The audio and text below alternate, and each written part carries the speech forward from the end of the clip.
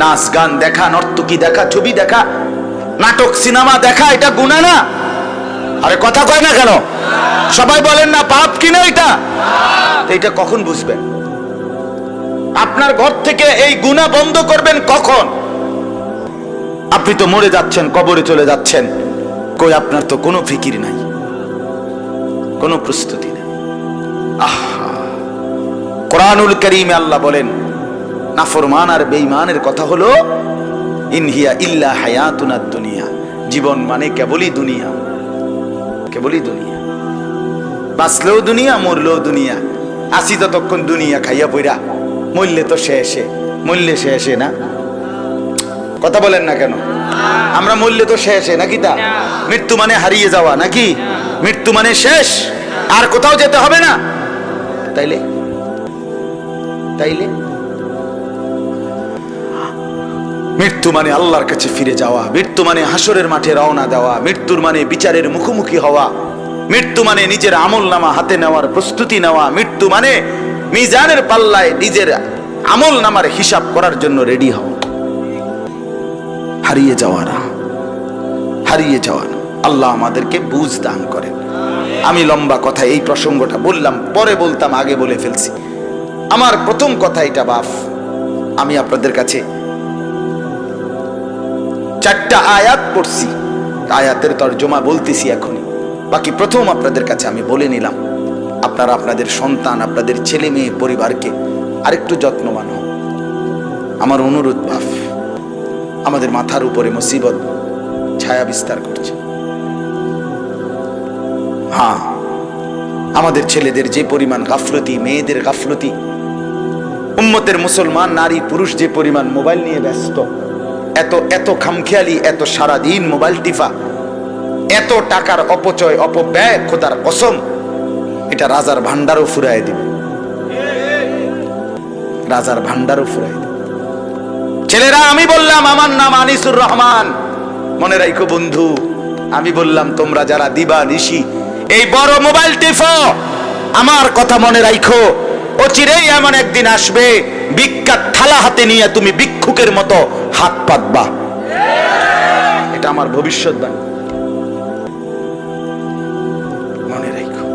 তোমার বাপ, তোমার দাদা, তোমার পুরো হায়াত পর্যন্ত থাকতো না। কথা বলেন না কেন? বাপের টাকা নষ্ট করতেছ, যার যেই টাকাটা অনাদরে, অবহেলায়, বেহুদা এইভাবে শেষ হচ্ছে, প্রতিটা টাকার পিছনে অজস্র ঘাম জড়িত আছে।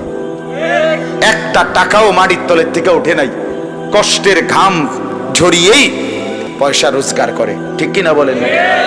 তুমি করো আর তোমার বাপই করুক আর তোমার ভাই করুক, দেশে থাইকা করুক আর বিদেশের জমিনে করুক, এক একটা টাকা উপার্জনের পিছনে কষ্ট আছে কিনা বলেন না? তো তুমি সেই কষ্টের টাকা, এই রক্ত পানি করা টাকা, ঘাম ঝরানো টাকা এইভাবে নষ্ট করে দিলা। এই নর্তকী দেখতে দেখতে, ছবি দেখতে দেখতে, উলঙ্গ নাচ দেখতে দেখতে। আহা, আমরা পড়ছি একবার কিতাবে, ইতিহাসে, এক নবাব, এই উপমহাদেশের এক হিন্দুস্তানের এক নবাব, তার একটা ছেলে একটা মেয়ে ছিল, নবাবের বহু জমি ছিল, নবাব তো নবাবই। ছেলেটা একদিন তার একজন কর্মচারী মেসের কাঠি, কথাটা মনোযোগ দিয়ে শুনে, মেসের কাঠি ধরাইছে। ধরাইবার পরে মেসের কাঠি ধরাইলে বারুদ, ওই যে মেসের কাঠির আগার মধ্যে যে বারুদ থাকে, এটা আগুনটা নিভে গেলে বারুদের একটা গ্রান আছে, বুঝিননি আপনি? বারুদের একটা গন্ধ আছে। এই নবাবের পুত তে কর্মচারীকে বলল যে বারুদের গ্রানটা তো খুব দারুণ রে, আবার ধরাছে আরেকটা কাঠি, হেতে আরেকটা কাঠি ধরাইছে, হে আবার বারুদের গ্রান লইছে, আবার ধরাছে। এইভাবে এইবার তার কাছে এটা মজা লাগছে, এটা নবাব দাদা, যে এবার তারে নিয়োগ দিছে, কার্টুনের পর কার্টুন ম্যাসের কাঠি আনে, ম্যাস আনে, হেতে শুধু ধরা, আর নবাব জাদায় শুধু ওই বারুদের গন্ধ কি করে, নাকে শোকে। হেতে তো এটা ভাল লাগছে, আপনি কি ইরবেন হের পালা, ওটা নবাব না, ওটা আমরা তো নবাব জাদাই। মেয়েটা, নবাবের একটা মেয়ে বাজারে গেছে কাপড় কিনতে, গজ কাপড়, তো দোকানদারে কাপড় যে গজ কাপড় কাইটা দেয় কেচি দিয়া, এমনি একটা ফুঁস দিয়া এমনি একটা টান দেয়, ঠিক কিনা বলেন না? এমনি টান দিলে একটা আওয়াজ হয়, হয় কিনা একটা আওয়াজ? এই নবাবের মেয়ে কইতেছে দোকানদারে, আপনার এই যে কাপড় টান দিয়ে ছিঁড়লেন, আওয়াজটা তো খুব সুন্দর, আবার কাটেন তো দেখি আরেকটা। আবার কাটছে, আবার শুনছে।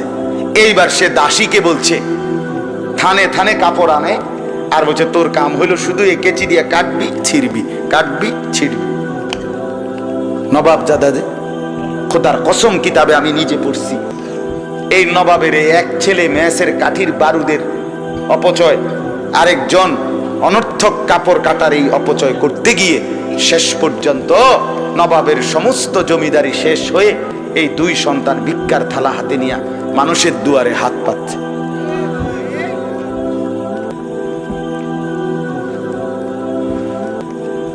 প্রিয় ভাই, যদি মুসলমানের বাচ্চা হয়ে থাকো, যদি মার দুধ খেয়ে থাকো, তো বোন মনে রাখো কথা, রাজার ধন ফুরায় দিবে, রাজার ধন।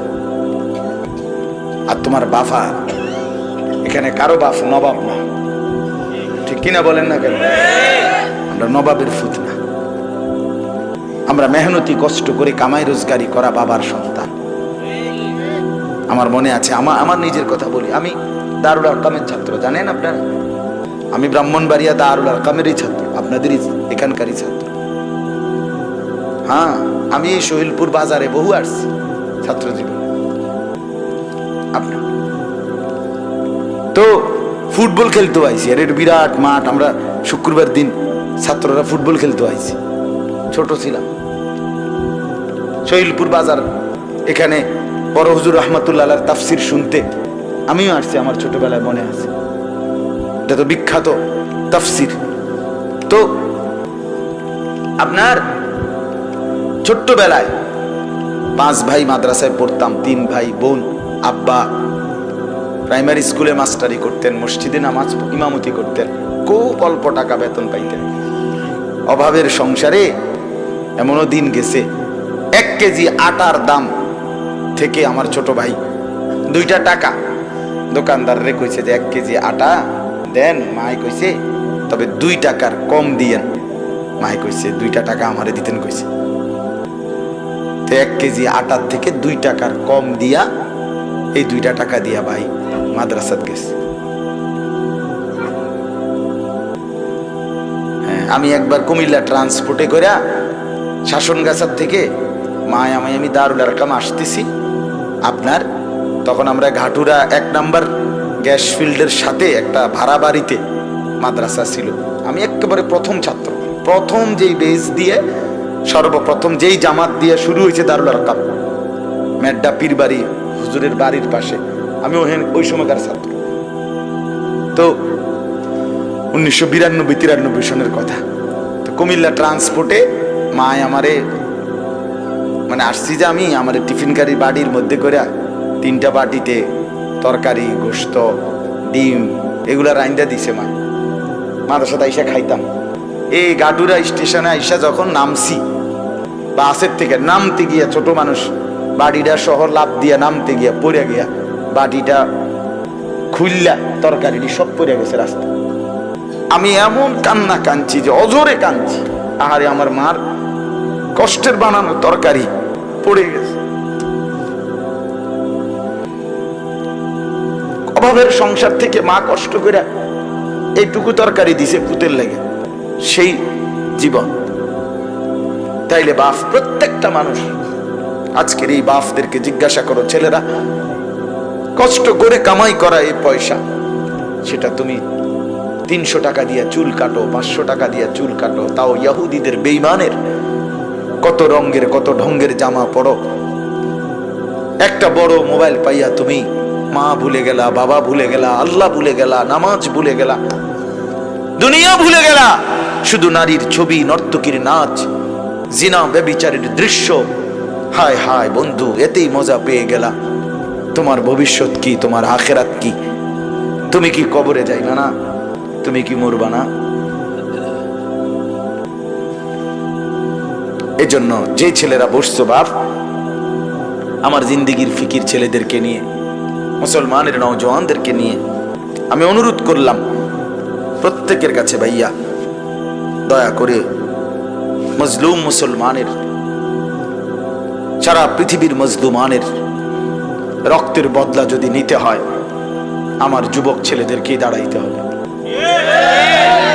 নওজওয়ান, তোমরা না আগাইলে ইসলাম আগাবে না।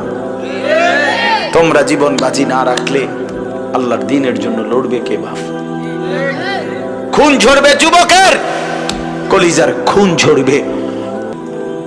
এজন্য আজকে রাত গভীরে আমার নওজওয়ান ছেলেরা, মুরব্বীরা না, যুবক ছেলে, তোমরা সবাই ইনশাআল্লাহ এই একটা নিয়ত করো ভাইয়া, যে বড় মোবাইল প্রয়োজনে, যার প্রয়োজন যদ্দুর, অফিসিয়াল কাজ, মাদ্রাসার কাজ, স্কুলের কোনো কাজ, ব্যাংকের চাকরির কোনো কাজ, ঠিক আছে, সেটা কাজেই ব্যবহার করব। বাকি ফালতু অনর্থক শুধু ছবি দেখার জন্য, নাচ গান দেখার জন্য আমরা এই বড় মোবাইল ব্যবহার করব না। এই নিয়তে কয়েকজন যুবক হাত উঠাও তো দিল থেকে। না না, সবাই উঠাই না, ফাইকারি হাত উঠাইয়েন না।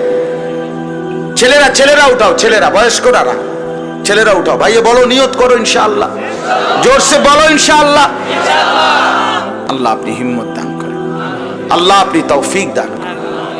আমি আপনাদের কাছে একটু অল্প কথা, আমি আবারও বলছি, প্রয়োজনকে প্রয়োজনের মধ্যে রাখে, জরুরত তো জরুরত, ঠিক কিনা বলেন না?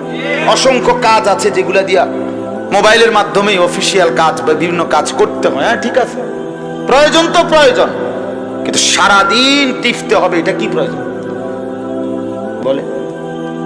এটা কোন জিন্দেগি? পাঞ্জাবিওয়ালা যারা আছেন, টুপিওয়ালা হুজুর যারা আছেন, আপনাদেরকে বলি বন্ধু, ডাইরেক্ট কথা, আমার গায়ে লাগলেও কিছু করার নাই। বাকি টুপিওয়ালা পাঞ্জাবিওয়ালাও যদি মাদ্রাসার তালিব ইলম উস্তাদ হোক আর যেই হন, বড় মোবাইলে যে আসক্ত, আমনে মনে রাখেন আমনেরই দিয়ে কোনো কাম হইতো না। মনে রাখেন, আমনে উদয় বাতে খাইবেন আর বউ ফাইলবেন, এই খাইয়া দাইয়া হইয়া থাকবেন আর কি, আর মোবাইল টিপবেন আর কি। আপনাকে দিয়ে পৃথিবী গড়বে না,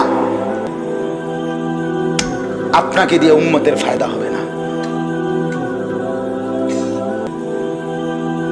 উম্মতকে বাঁচাইতে হইলে,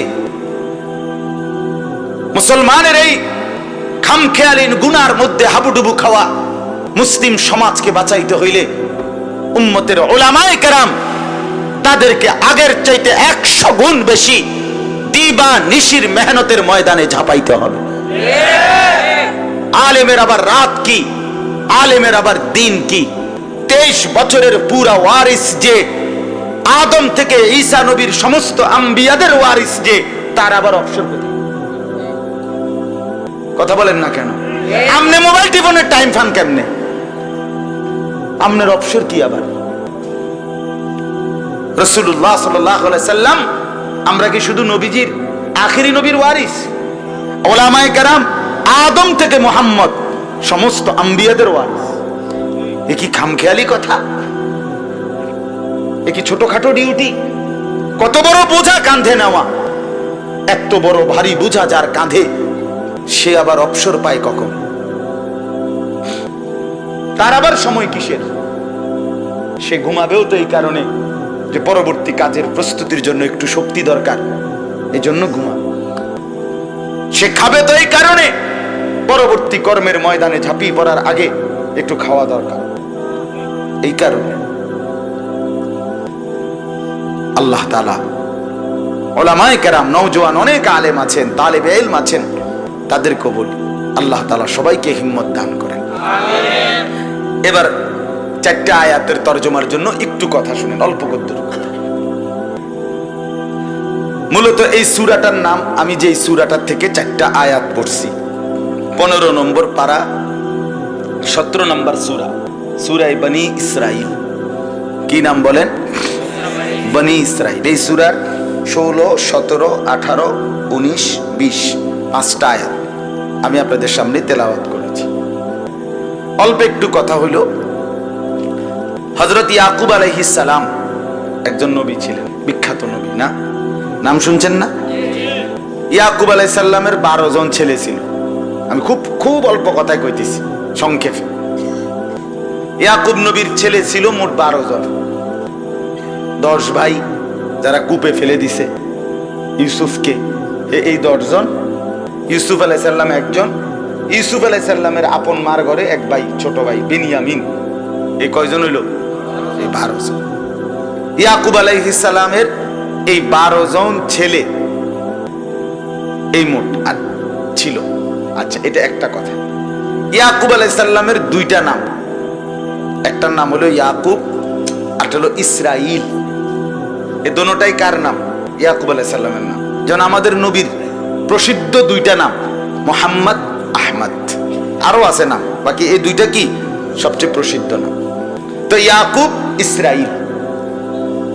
ইসরাইল হযরত ইয়াকুব আলাইহিস সালামের এই 12 জন সন্তানের যেই বংশধর পরবর্তীতে সামনের দিকে আগাইছে বংশধারা, এদেরকেই বলা হয় বনি ইসরাইল।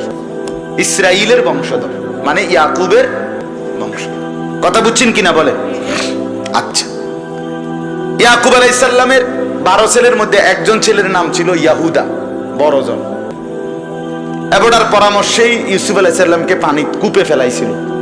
বাকি ভাইরা বলছিল মেরে ফেলতে, উনি বলছে না, কূপে হেলাই দাও, সেখান থেকে কোনো কাফেলা নিয়ে যাবে, আমরার ঝামেলা শেষ, বাপের চোখের আড়াল হইলেই তো সারল।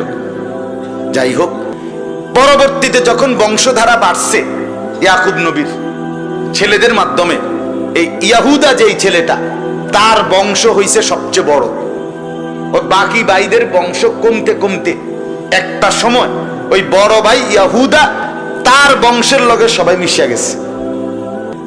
ফলে পুরা বনি ইসরাইল তাগো নাম হয়ে গেছে ইয়াহুদি। এখন যারা বনি ইসরাইল তারাই ইয়াহুদি। কথা বুঝছেন কিনা? আপনি একদম আরো সহজ বাংলায় বুঝেন। এক বেটার ফুত 5 জন, তো এ বেটার 1 ফুতের ঘরে ছেলে মেয়ে হইছে 8 জন, আরেকজনের 3 জন, আরেকজনের 2 জন, আরেকজনের 1 জন, আরেকজনের ঘরে হইছেই না।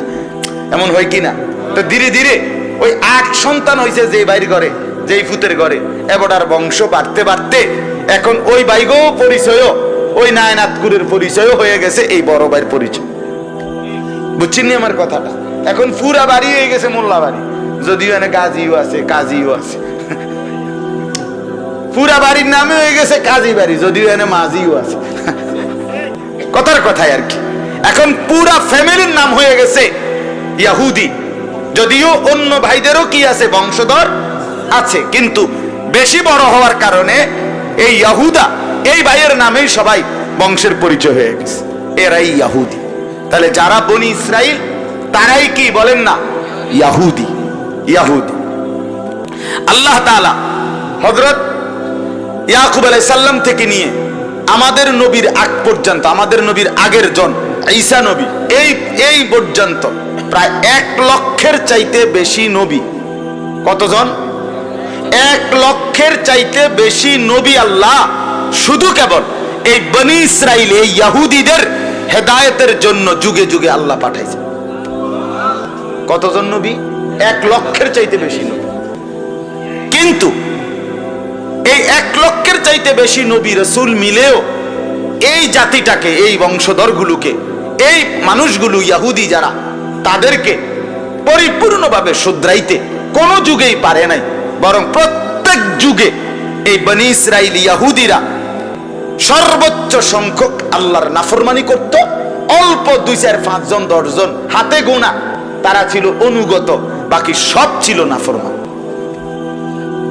একেবারে প্রথম থেকে নিয়ে এই ইয়াহুদিরা যেদিন থেকে তাদের শুরু, সেদিন থেকে তাদের হারামিও শুরু। অসভ্যতা, নষ্টামি, দুষ্টামি, যত রকমের মন্দ গুণ এটা তাদের মধ্যে ছিল সব যুগে। ইবলিস, শয়তান, যেটা মেন শয়তান, তাগতে বুদ্ধি নেই। হ্যাঁ, ইবলিসের নিজস্ব অফিস আছে ডাইরেক্ট ইসরায়েলে, হেড অফিস। ইবলিস বুদ্ধি লয়, ইবলিস আটকাইয়া গেলে তারাতে বুদ্ধি লয়। এমন শয়তান, এমন দুষ্ট এরা। এই 1 লক্ষের চাইতে বেশি নবীকে জ্বালাইয়া কইলা কইলা করে লাইছে। তাদের সবচেয়ে উল্লেখযোগ্য নবী ছিল বনি ইসরাইল ইয়াহুদীদের সবচেয়ে বড় প্রসিদ্ধ নবীর নাম হলো মুসা আলাইহিস সালাম, যিনি তার পুরাটা হায়াত